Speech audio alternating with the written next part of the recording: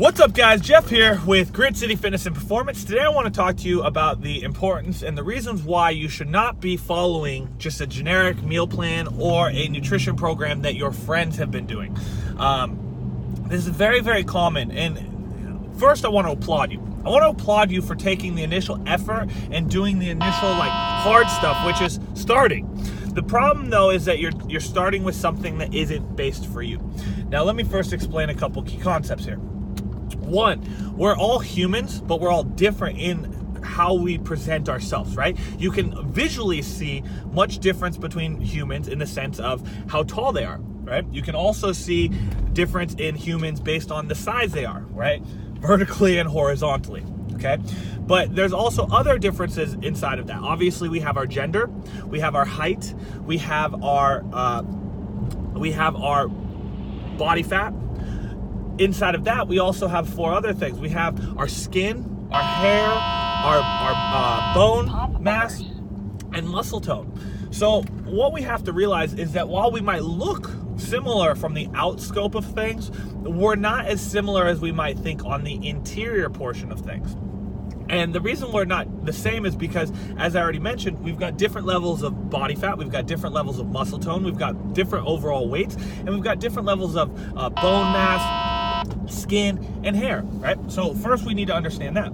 But then on top of that, we realize that our bodies are all different in the sense of metabolism. So if I'm following a diet that might be for my friend's metabolism is set up differently based on her or his activity levels. So what they're doing on a daily basis, their current activity level, their current base metabolic rate. So how high is their metabolism in general, as well as how much exercise or activity or what kind of exercises or workouts are they doing, right? So there's a lot of different variables that go into the effect of designing a proper strategic meal plan for an individual.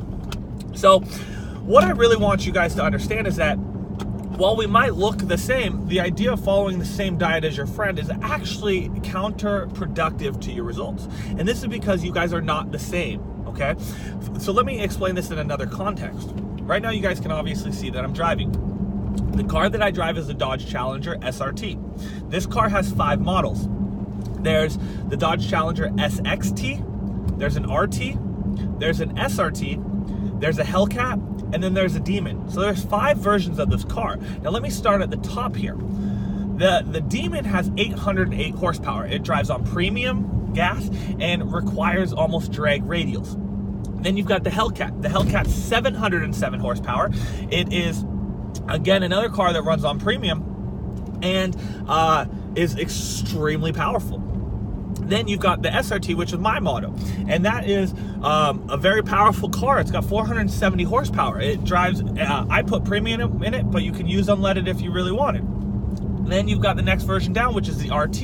It's got about 320 horsepower, I believe, right? And that needs just unleaded.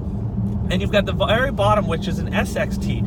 And that car only has about 270 horsepower. Now, what I want you to realize here is that if you were to look at all 5 of these cars, besides the slight body adjustments like trim package and like aerodynamic stuff, the car itself is the exact same visually. It would look the exact same. The difference though is the inside and the engine, right? So the engine is what makes the car different, not the outside. The outside is the exact same shell. So when you're looking at the cars, like you're looking at your bodies, you'd say, okay, well, that car looks like this car, so I'm gonna do the exact same things. Well, the problem is you're looking at the car, but not realizing that the interior is different and the engine is much different and requires different needs, right? I could not fuel the SXT version of my car the same as I would the Hellcat or the Demon because they're 2 totally different spectrums. I also wouldn't fuel my car the same way that I'd be fueling the SXT. And at the same time, the engine performance and requirements of these cars are completely different, even though from the exterior they look the same. So why am I using this frame of reference? Because as you look at the friend that you're following, or the person on Instagram or social media, or the person that you're just taking their meal plan off of, bodybuilding.com, whatever, you're looking at the outscope of the car. You see the car and you're matching it to say, oh, my car looks the same as that car. But the problem is Your car might look like the same car from the outside, but interiorly, the inside, the trim, the engine, and all that stuff, even the transmission is different. It's still a car, it's still a vehicle, it still transports you, but there's a lot of differences inside of the same platform, okay? So hopefully that makes sense. So now, again, if we were looking at yourself like the car, we're looking at you as being one version of a car while your friend is the other, a different version of a car, okay? And then when we realize that I can't do the same thing as the other person, because if I fuel my car with unleaded, the car is going to perform less optimally than the SXT that can run optimally on unleaded. So you've got to play this balancing act. And the same thing goes with our nutrition. If we're applying nutrition principles that worked for the SXT for the Hellcat, we're not going to get the same result. Nor is the Hellcat result going to get the same result for an SXT, because the car is a totally different car. The engine, the transmission, and the interior are all different, and they require different needs. And your engine, which is your body, your metabolism, your nutrition, and your calories, are all different. Now again, they look like the same from the outside, but they're completely different on the inside. They're still an engine, but they're different in the total usage capacity, the horsepower output, and the requirements of fuel. Now the other thing here, guys, I want you to know is that each one of these cars, when you buy these cars, you might have seen it the last time you bought a car, or even when you were searching for a car. It says MPG, miles per gallon, right? Now what I want you to realize here, guys, is the SXT has miles per gallon around 25 to 32.